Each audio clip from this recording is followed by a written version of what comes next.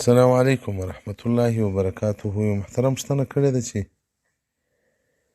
بدنۍ یا ګډوه یا بل شي چې اودس سړی ورڅخه کوي، نو وایي تر اوداسه له مخې د اوبه نه ځینې څښي، اودس به مکروه کېږي. محترمه، صرف په مستحباتو کې د اوداسه فقهای کرام داسې راوړي، وایي په اوبو کې دې نه پکې.